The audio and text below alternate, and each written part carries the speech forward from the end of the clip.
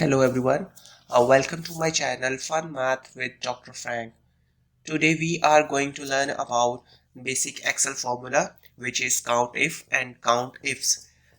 ये formulas हम use क्यों करते हैं इसको हम demonstrate करके दिखाते हैं कि हम जब अपनी Excel sheet को customize बना रहे होते हैं तो उसमें count किस तरीके से हमारे पास helpful होता है. ये हमारे पास एक Excel sheet है जिसके अंदर हमारे पास student detail है जिसमें student roll number है, name है, किस प्रोग्राम का स्टूडेंट है और किस बोर्ड का है. ठीक है, तो हम देखते हैं कि काउंट इफ यूज करते हुए किस तरीके से हम नंबर ऑफ स्टूडेंट्स कैलकुलेट कर सकते हैं किसी स्पेसिफिक प्रोग्राम के या नंबर ऑफ स्टूडेंट्स कैलकुलेट कर सकते हैं किसी स्पेसिफिक बोर्ड के. ठीक है, तो जैसा कि हमें पता है कि कोई भी फॉर्मूला हम जब एक्सेल में यूज करते हैं तो सबसे पहले हम इज इक्वल टू साइन लगाते हैं, उसके बाद वो फॉर्मूला लिखते हैं. काउंट इफ हमारा फॉर्मूला है, ब्रैकेट लगाते हैं. आप देखें कि एक्सेल हमें हिंट दे रहा है कि रेंज हमें सेलेक्ट करनी. रेंज किसकी? प्रोग्राम की. हम सेलेक्ट कर लेते हैं. सबसे पहले हमें प्रोग्राम कैलकुलेट करना है, कितने नंबर ऑफ स्टूडेंट्स हैं स्पेसिफिक प्रोग्राम के. तो हम इसको सेलेक्ट करते हैं. आगे वो कह रहा है कि क्राइटेरिया क्या होना चाहिए. हम यहाँ पे ये वाला सेल सेलेक्ट कर लेते हैं क्योंकि जब हम यहाँ पे कोई प्रोग्राम मेंशन करेंगे, सपोज ये हमारे पास प्रोग्राम है pre engineering, pre medical, ICS, तो वो हमें कैलकुलेट करके बता देगा. ठीक है, तो अभी यहाँ पे 0 आ रहा है क्योंकि यहाँ पे हमने कोई प्रोग्राम पेश नहीं किया. सपोज हम यहाँ पे कोई प्रोग्राम लिख देते हैं तो वो हमें total number of students calculate कर देगा उस स्पेसिफिक प्रोग्राम के. ठीक है, इसी तरीके से अगर हमें किसी स्पेसिफिक बोर्ड के नंबर ऑफ स्टूडेंट्स कैलकुलेट करने हैं तो सेम फॉर्मूला है काउंट इफ, और हमें अब बोर्ड की रेंज लेनी है तो हम ये वाला पूरा कॉलम सेलेक्ट करेंगे, कोमा. उसके बाद हम देखेंगे कि हमें यहाँ पे सेलेक्ट करना है बोर्ड नेम. ठीक है, क्राइटेरिया क्योंकि हमारा बोर्ड नेम का है, सेलेक्ट कर देते हैं. अभी चूंकि 0 आ रहा है, यहाँ पे हमने कोई बोर्ड नहीं पेस्ट किया, तो ये अगर हम गुजरावाला लिखते हैं तो वो गुजरावाला के काउंट कर देगा. अगर फेडरल बोर्ड लिखते हैं तो वो फेडरल बोर्ड कर देगा. ठीक है जी, तो ये था बेसिक यूज हमारा काउंट इफ का.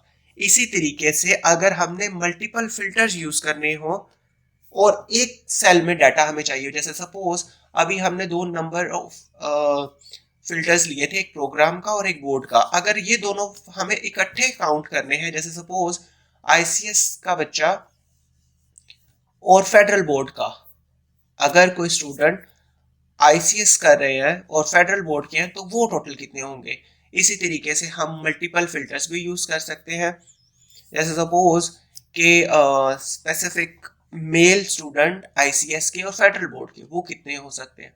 तो अभी फिलहाल हम प्रैक्टिस में ये दो फिल्टर्स यूज करेंगे, प्रोग्राम और बोर्ड. और रिमेनिंग आप अपने लिए प्रैक्टिस में कुछ भी यूज कर सकते हैं, और अगर आपको कोई डिफिकल्टी आती तो कमेंट बॉक्स में आप हमारे से पूछ भी सकते हैं.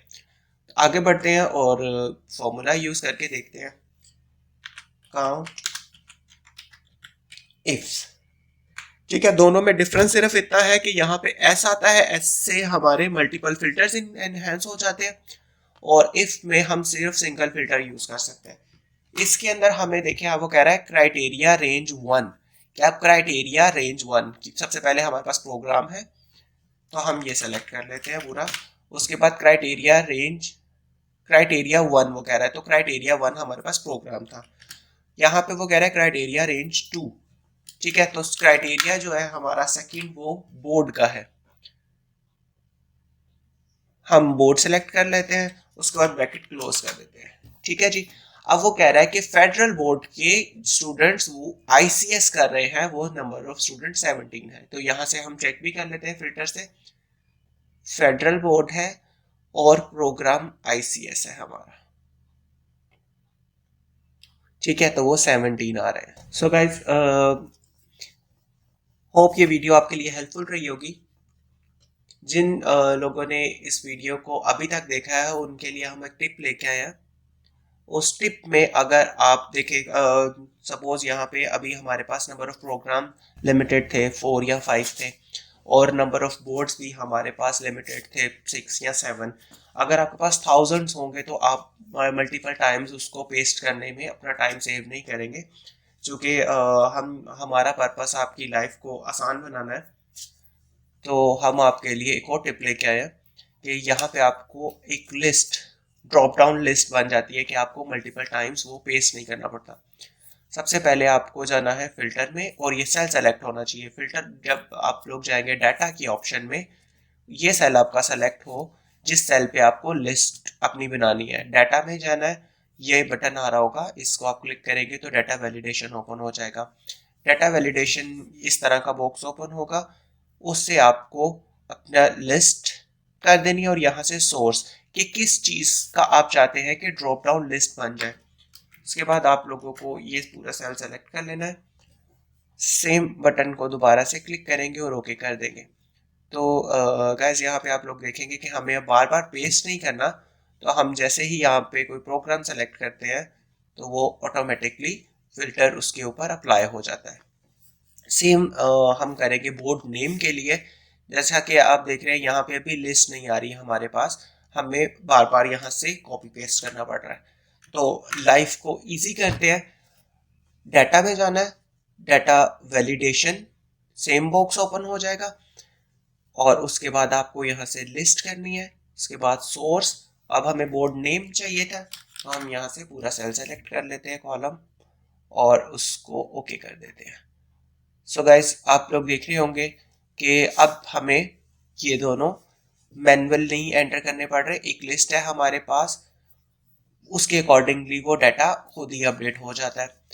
और इसका एक प्लस पॉइंट ये भी है कि अगर आपने पूरा कॉलम सेलेक्ट किया होता है तो इसके नीचे जितना भी आप डाटा अपडेट करते जाएंगे वो ऑटोमेटिकली वहां पे बोर्ड नेम भी अपडेट हो जाएगा। ठीक है, सपोज अगर मैं यहाँ पे कर देता हूँ कराची बोर्ड या सिंध बोर्ड,